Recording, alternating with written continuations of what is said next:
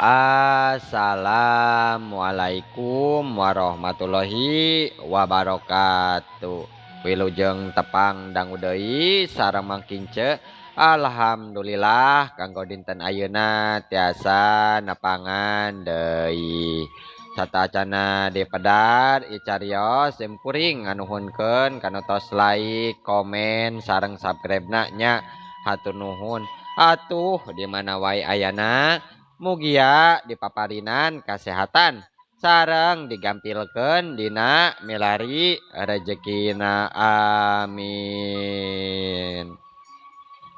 Masih nyarioskeun Asep maka langan bagian ka dilu belasnya ye karya Mang Nyalira sanaos basajan oge atuh mudah-mudahan janten hiburan. Kumaha lajengna ieu carios mangga urang kawitan.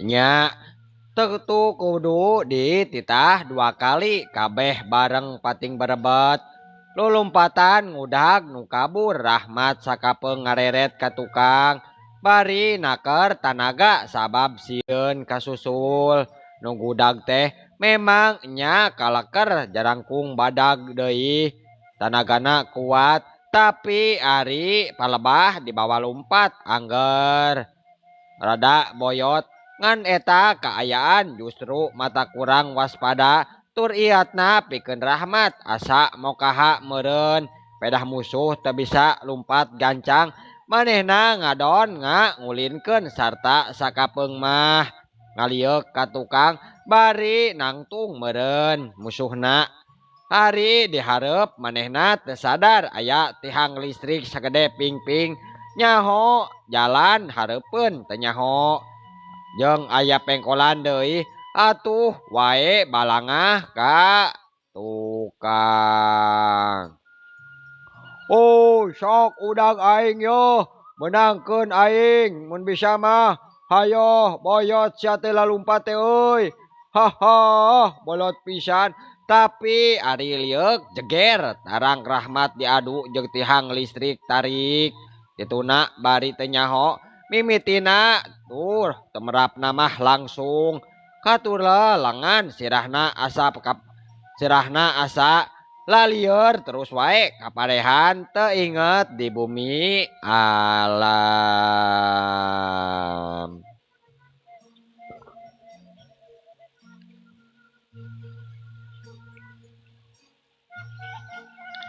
Atuh nu ngudag karek nepi bari ngahegag ngatur napas diselang ku ngomong sakedeung dor wae sola pestol disada deui pelorna tembus kana tarang rahmat anu panona ngaburileng sakedeung bari awakna kakejetan terus cicing pikeun salilana.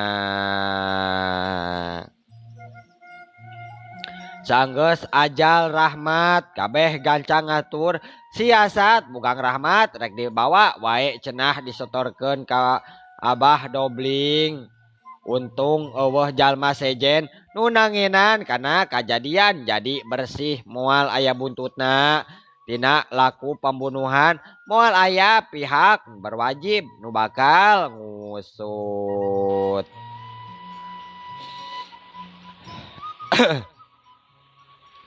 Jadi gancangna carita harita bugang rahmat dibawa ka imah Abah Dobling pikeun bukti Nyi Eti teu wudu ceurik mangsa nu jala salaki jadi balik jadi mayit saikhlas-ikhlasna oge awewe atuh pasti berat lantaran duriat mah kudu bisa pegat kupati.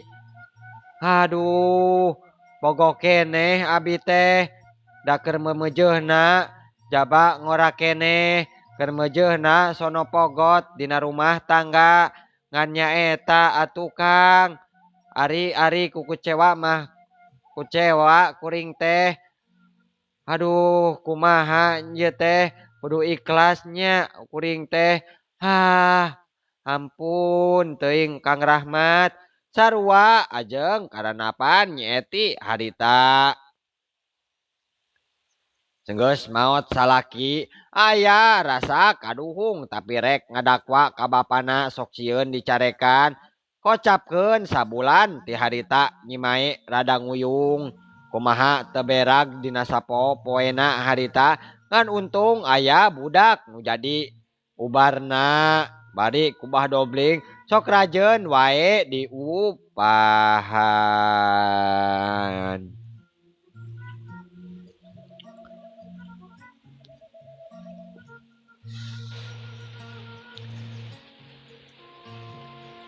Urang tunda haya heula kaayaan di pelemburan caturkeun ayeuna di tempat sejen harita wanci pabeberang bah barod cicingna cicing di imahna maurat tetela tak karasa geus aya kana welasan tauna tur dina waktu nu salila kitu tetela bah barod cukup pikeun mulihkeun kakuatan jeung bisa ngulik nambahan pangarti ngayakeun ilmu pamungkas nu disebut ilmu wajah ireng jeung ilmu teluh raja rambut jerat pati.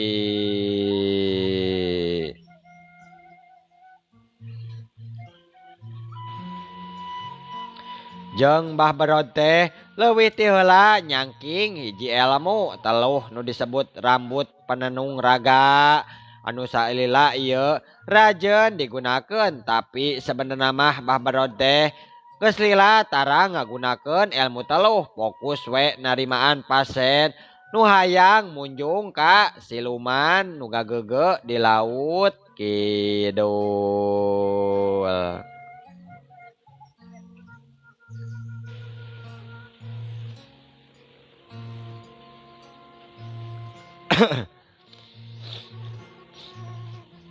Kusabab manehna geus teu boga hubungan deui jeung pihak Ratu Blorong nya manehna ajol-ajolan amarahna dendamna ka unggal jalma anu memang geus ngabuntukeun kana pagawean ngajadikeun Mbah Barod janji rek males pati kasaha wae sedengkeun ku alatan pegatna hubungan jeung Ratu Blorong teh dirina geus boal bisa ngajejeuhkeun jalma-jalma nu rek munjung akhirna teu kawadahan terus ngabela diri terus ngababela dina jero dada amarahna komo dendamna mah ka mama Kiai puguh ti baheula ayeuna manehna rek ngawujudkeun ka hayangna. Tunggu Syah Halimi si kurang ajar aing pasti bakal ngajorag ka sia wayahna Syah bakal modar ku aing kitu cek Mbah Barod harita.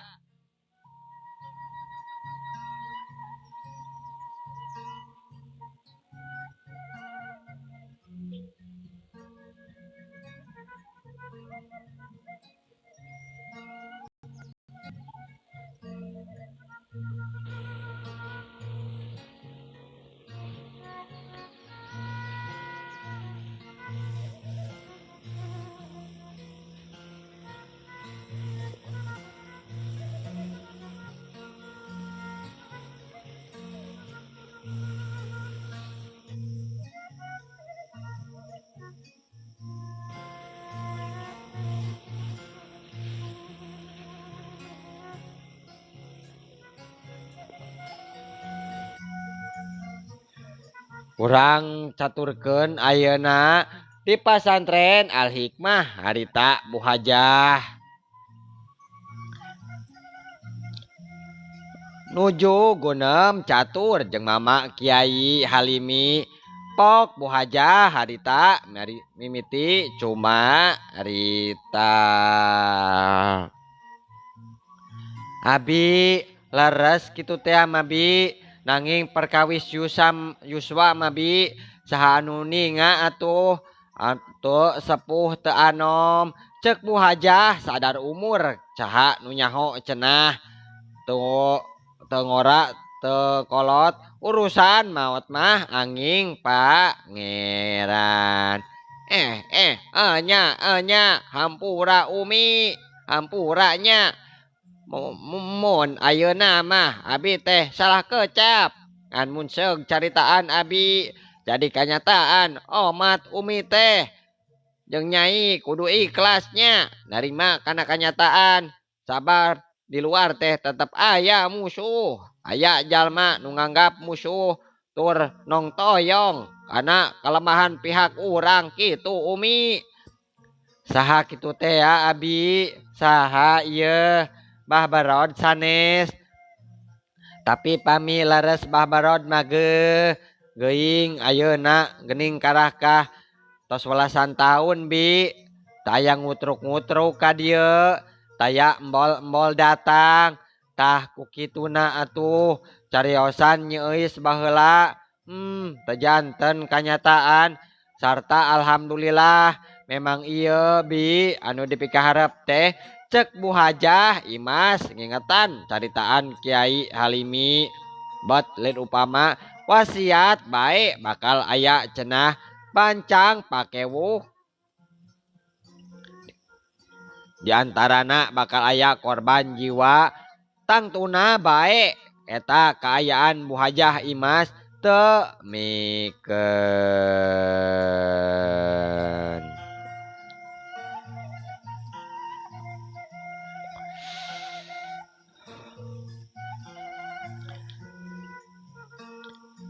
Asep nuti tadi jempe sabenerna sarua geus boga pirasat bakal aya kajadian nu tadi pikaharep jeung dugi ka naon teuing cenah kajadianana tapi beungeut Mbah Barod terus nembongan bae bari seuri kituna ngandung harti tur mawa dendam nu bakal nimbulkeun raja pati. Batin Asep meus asa kalatih matak teu aneh mun harita manehna sarua ngarasakeun pirasat nu kurang hade nya Mama Kiai imut ngagalenyu pok kedal lisan deui umi bisa bae Mbah Barod teh memang moal teu ngajorag ka pihak urang teu jadi ngan eta hal teh urang kudu tetep waspada tur iatna ulah tenang-tenang rumeh musuh terjadi datang ngajorag engke bisi urang bisi kabongohan nyai nguping ngelisan ti Mama Kiai saperti kitu teh kabeh ngahuleng bari hatena mah masing-masing keketegan ngabayangkeun Mbah Barod datang ngajorag.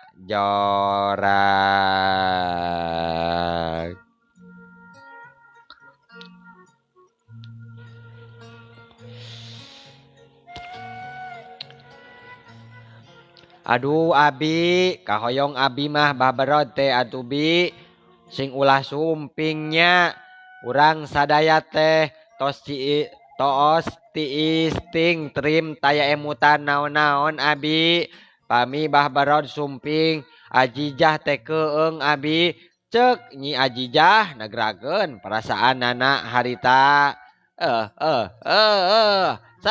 sabarnya sahanu teu hayang atuh geulis urang kadatangan jalma anu ngamusuh da urang ge teu ngarasa boga musuh lain jeung naon anu dilisankeun ku abi tadi lain maksud bakal kadatangan Mbah Barod tapi ieu mah saumpama abi nepi ka ugana maot dipundut kunu kagungan mangka Jang Asep kudu siap jadi gaganti abah engke ieu teh sawala atawa babanamian supaya hidup engke teh teu euleuh-euleuh cek Mama Kiai Halimi gancang ngarobah caritaan sabab reuas nempo anakna jadi sedih.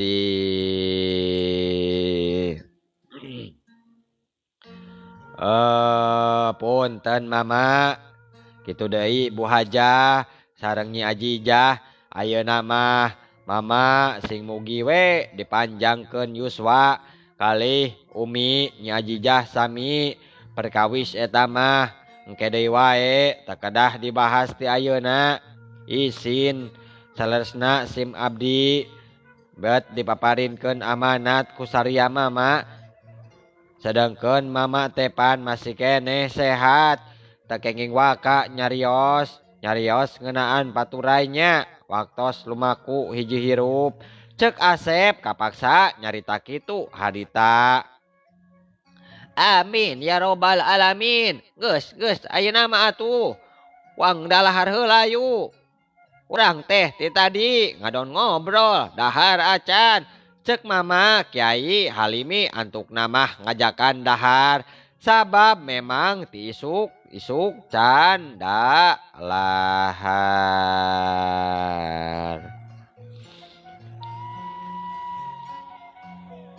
Atuh Asep ayeuna mah daharna ge khusus di imah mama Kiai teu ngagabungkeun diri jeung santri ke santri kobong anu masak sorangan. Sabab Asep geus dianggap keluarga ku mama Kiai hadita. Rengse dahar nu meresan mama Kiai jeung Asep tembong lalempang di pakarangan asrama.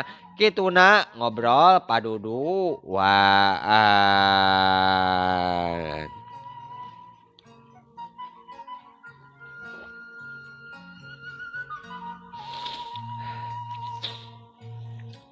Jang Asep, hidup teh pasti nyahonya karena perasaan hate eusi mama ayeuna. Cek mama Kiai harita muka caritaan bari duanana kuk gek dariuk dina bale-bale diamparan ku karpet. Aduh punten mama puntennya. Maksad mama kumaha ieu teh abid mah teu ngartos kana maksad sasauran mama nembe. Maksud mama teh yeuh kieu batin Asep sarua jeung batin mama ngeunaan pirasat anu tadi diobrolkeun ka hideep ka ibu katut budak mama. Anu jelasna mah mama geus teu beunang geus meunang pirasat nu kuat yang dina waktu mualila teh pasti Mbah Berod bakal datang ngajerag ka ieu tempat. Hideep oge sarua nya jeung sawangan mama meureun. Ditanya kitu teh Asep bingung kumaha ngajawabna. Ari ngajawabnya kumaha sieun cenah disebut takabur nyarua nyuakeun kaseuketan batin jeung nu jadi guru. Mun seug teu ngajawab teh kumaha jadina bisi ku jiwa. Janten kieu mama abdi teh salasna mamuhun kitu abi danget ieu teh mun emut bae sareng ngabayangkeun rupa Mbah Berod duka naon duka kunaon manah abdi ge bat pating sareblak kieu mama. Nya pirasat teh eta teh Kasep pirasat matak ti ayeuna keneh mama teh peupeujeuh nya. Mun tenang ulah sok tenang teuing nya. Ngandung harti urang teh kudu waspada jeung persiapan bisi musuh kaburu datang. Pati hari ngobrol ka pamajikan mah kieu geuning karasana nya. Bingung nepikeun caritaanana kitu salah kieu salah anu balukarna ngadon ngagempurkeun beda jeung ngobrol ka hideep mah ieu. Nanging abi oge sami mama teraos manah ieu teh salempang babakuna mah mama balu salempang. Jang Asep murid mama teu kudu anjeun teh teu kudu salempang nu meh dina hiji mangsa kudu kaleungitan mamanya.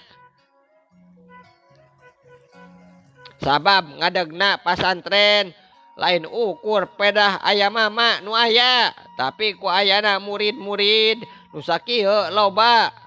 Mangka Nanjung pasantren loba nu apal jeung arasub murid anyar.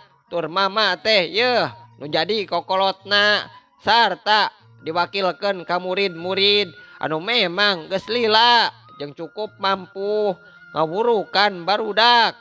Barudak sahandapeun dina pangalaman hal pangalaman katut ilmu-ilmu ari umur mah teu jadi ukuran ujang.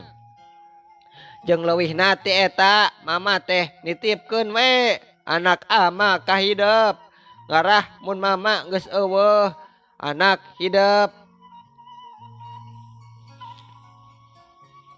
Anak mama boga gantina hiji lalaki anu tanggung jawab jeung bisa ngajaga kahormatanana. Ngagantikeun mama salaku nu jadi bapa.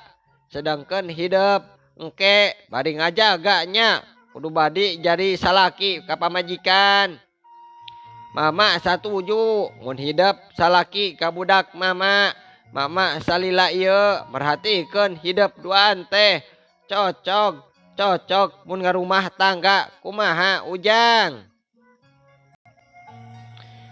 Ngadangu kitu teh Asep mata simeuteun dina waktu harita sabab teu nyangka mama Kiai bakal nyarios kitu.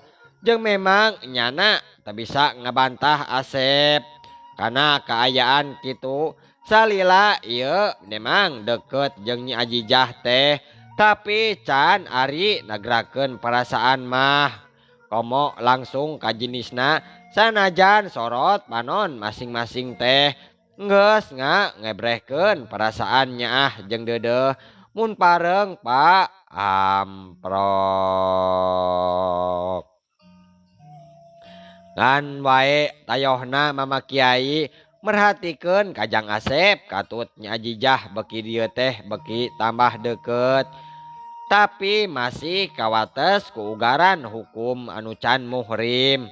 Bat pacekel-cekel leungeun oge can pernah jeung teu meunang dilakukeun.